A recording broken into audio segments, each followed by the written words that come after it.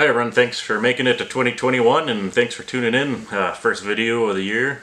It's gonna be exciting. Hopefully more content coming out. Definitely gonna be more content coming out. We got Red Wings to look at and we got a few more Filson jackets to look at. So today we're looking at these 9-inch loggers. Give my honest review, made by Red Wing. Stay tuned.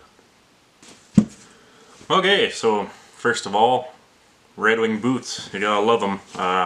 So these are their Logger Max 9-inch non-steel toed boots. They're a soft toe boot. So a little bit of backstory on these. They're the Model 218. So they're unlined. They're just big wide tongue. Came with yellow laces. I switched them out for cotton laces because they didn't press quite so hard just because of this thin tongue. But I was looking for some work boots to wear on the farm and other kind of miscellaneous tasks, and I didn't like going around in my normal steel-toed work boots that it's a 8-inch, you know, the Red Wings you see on all work sites. So saw a pair of these and finally pulled the trigger on them. They're a nice black leather boot. They've been super good to me, but they are not warm. That's the one thing about them. You're relying 100% on your ability to plan using socks for warmth on these, but anyway, I'll get into the minutiae of it here. So obviously looking at 6 eyes, 5 speed lace, or 4. First video of the year, am I right guys? So you got 6 holes for lacing, 4 speed hooks, and then you have like an anchor hole up at the top for tying if you want to go up that high. Soft tongue, they'll fold up for giving you some padding over your speed hooks. Got a thumb pull tab in the back. Goodyear welted sole. You're looking at a Vibram sole, which is nice. The internal sole, I got it here, is made by Pour-On. So that's that leather sole on the inside.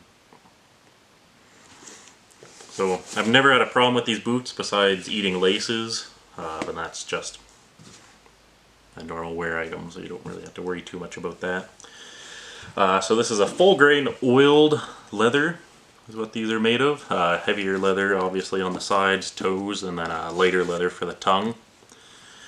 Then let's say it's a storm welt, so it's quasi waterproof, but the way I wear these boots, they're not going to be waterproof anyway. I'll do a future video on that, how I like to wear my boots and pants for hunting. These are made in the USA, so these are one of the produced, not overseas boots. You know, made here in the, well, there in the US, I'm up in Canada, but unlike my Irish setters, which are made in China, these are made in the US. So they got the expanded rivets on the back, not a, how would you say, like a traditional rivet where you got 2 kind of half rounds that kind of merge together and crimp. These are the wide style where they have like a explode flower pattern on the back. That's the same way for all of them. Whereas on my Iron Rangers, where I ended up putting them, they have, oh, they also have them. Some of the boots I have, they have these eyelets. They're solid on both sides, so they kind of crimp together in a more of a way, whereas these are expanded on the back. I'm not sure if that's better, but that's something to note. Obviously the tongue material overlaps, so it's riveted in with this material, single stitched.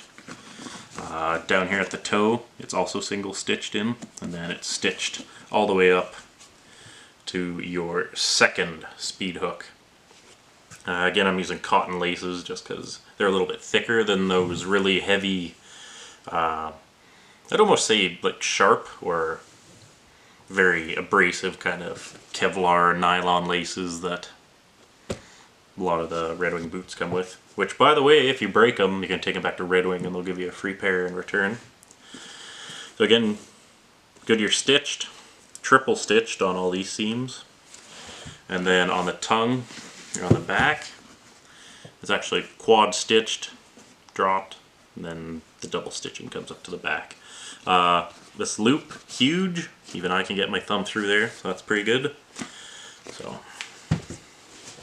go over a few more of the technical bits here for you. So it has a steel shank in these boots, which is very nice. Obviously it'll get hot if you're actually planning on taking these into any fires, but you're going to have whites or Nick's boots for that. Full grain old leather. This is built off their number 50 last.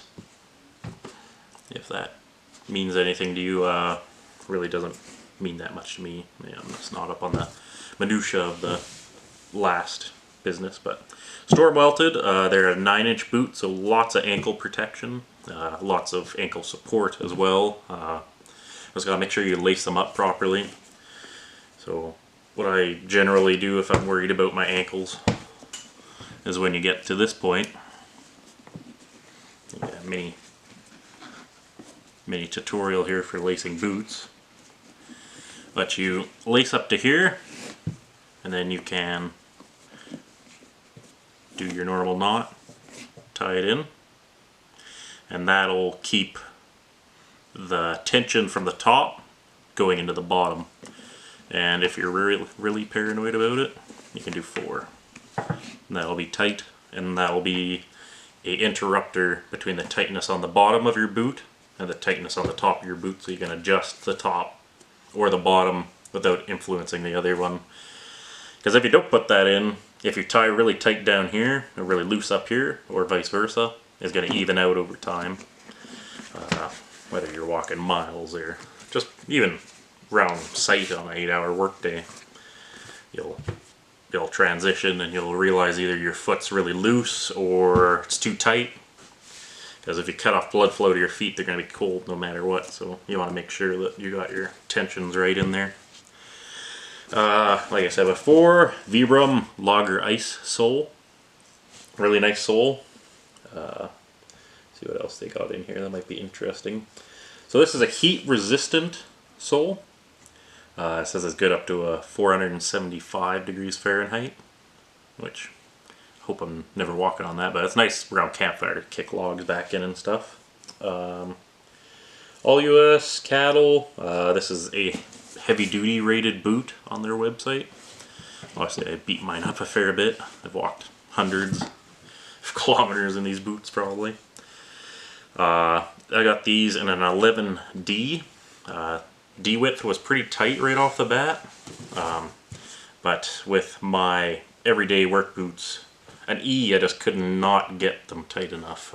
Over time, this leather in here will all stretch, and eventually it gets to the point where this is touching.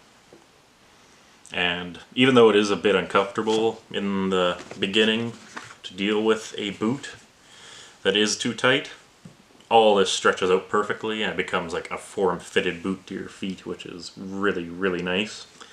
Obviously this sole is oil and slip resistant, chemical resistant, so you're good. Diesels, oils, anything is good.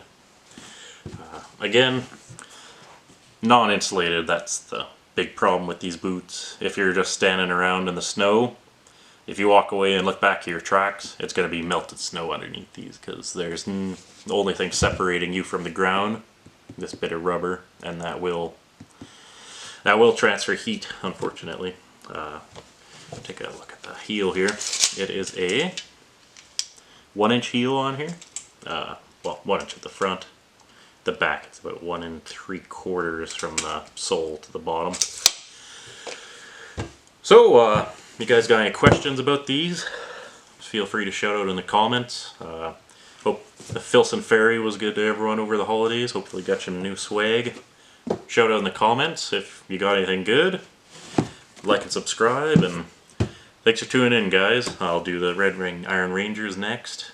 Beautiful boots, got some glam shots. But till then, like, subscribe. Have a great day. See you later.